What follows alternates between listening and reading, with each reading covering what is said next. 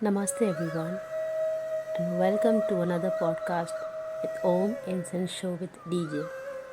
So today we're doing yet another part on the KYPHI incense ingredients. So we're doing page 76, and since this is a podcast, you might just want to grab your favorite beverage and snacks and relax while I give you company. So let's read Juniper today. Juniperus phoenicia, Juniperus oxycidrus, Juniperus drupacea. The juniper plant provides berries, twigs, and wood, as well as resins for incense burning. All were part of the KYPHI recipes. The Phoenician juniper used in Egypt during the time of the pharaohs grows as a tree or shrub. It is seldom taller than 16 feet. It can, however, live for several hundred years, and this is why people in that area have always considered it to be a symbol for longevity and strength. Incense burning with Phoenician juniper has strengthening, cleansing, and revitalizing effects. The ancient Egyptians also used the resin from the Greek and Asia Minor juniper, Juniperus drupacea. It has a balsam-like coniferous fragrance. However, the dried twigs and needles are very difficult to obtain today. You can use the one from North America instead. White cedar, Thuja occidentalis. Archaeologists found pieces of white cedar in charcoal vessels in the tomb of Tutankhamun. We believe that incense was burned before the tomb was closed. White cedar has a warm, woody fragrance. However, you should only use it in small quantities or add it to mixtures. White cedar works well for outside incense burning. Galbanum, Ferula galbaniflua boys, Ferula gamosa boys, Ferula cocanica. This plant belongs to the Apiaceae family. The roots and the lower part of the trunk discharge the gum-like resin when cut. Galbanum looks like a thick, milky juice. It dries when exposed to air. When used for incense burning, it creates a spicy, woody, balsam-like fragrance that was very popular in Egypt. Galbanum, also called mother resin, is usually used in mixtures. The Egyptians imported galbanum from Asia Minor, where it was also a popular incense burning substance. Storax, Liquidambar orientalis, Liquidambar styraciflua. Storax balsam is obtained by cutting the bark of the tree. It belongs to the Hemelidaceae family. During ancient Egyptian times as well as today, the plant was native to Asia Minor. Storax had to be imported through the Phoenicians. In the Magic Papyrus, Abraxas described storax as a pleasant incense-burning substance and recommended it as a substance for sound sleep. People in Egypt and Mesopotamia called storax miniaki, which means festive fragrance.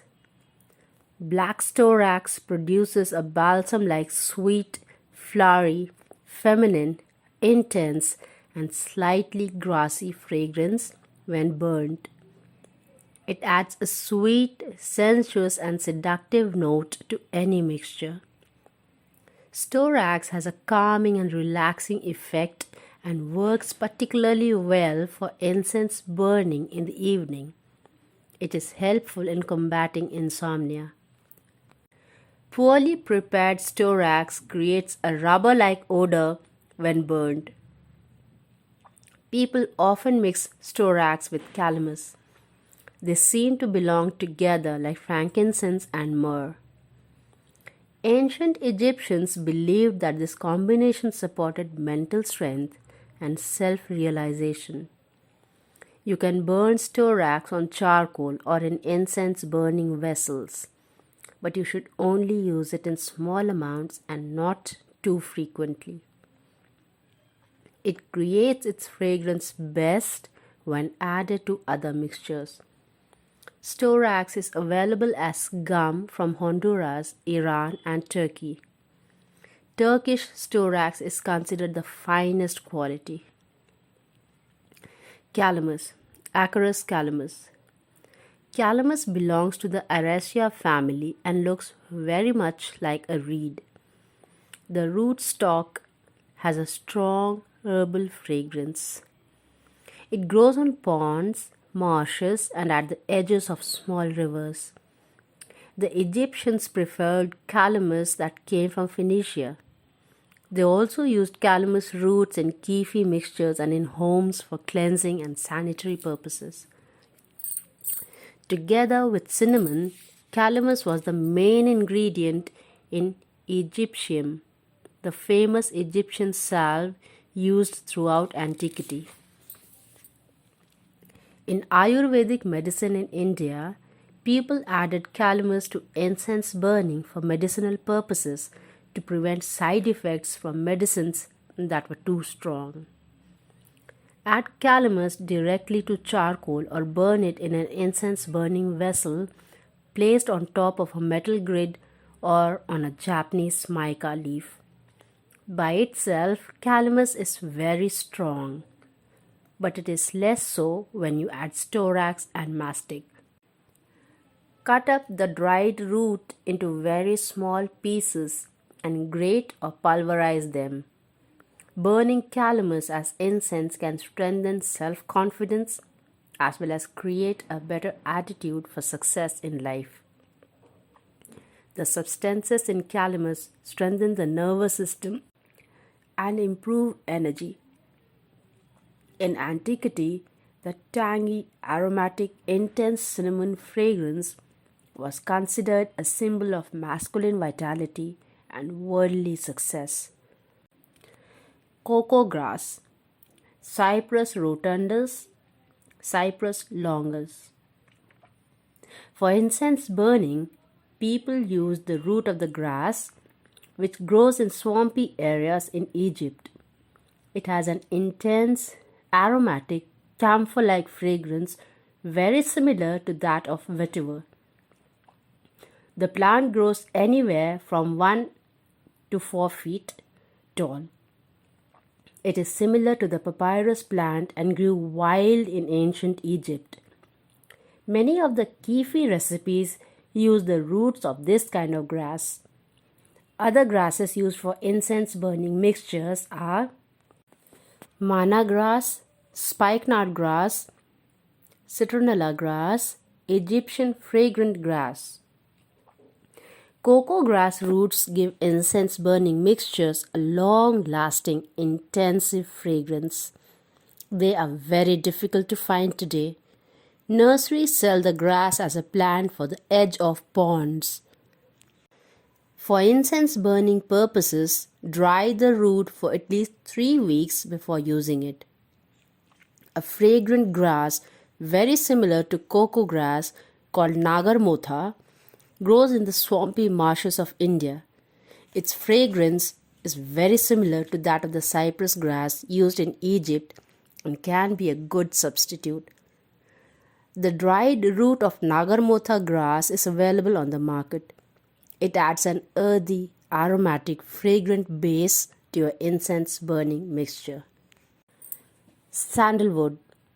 The clever use of winds during the monsoon enabled the Egyptian seafaring merchants to import much of India's precious incense burning substances, including the fragrant sandalwood.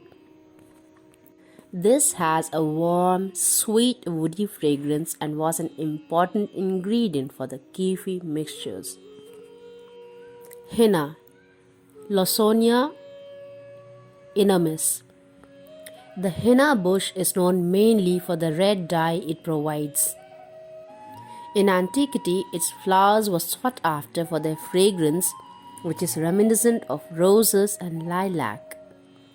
In ancient times, the best quality henna flowers came from Cyprus and Sidon.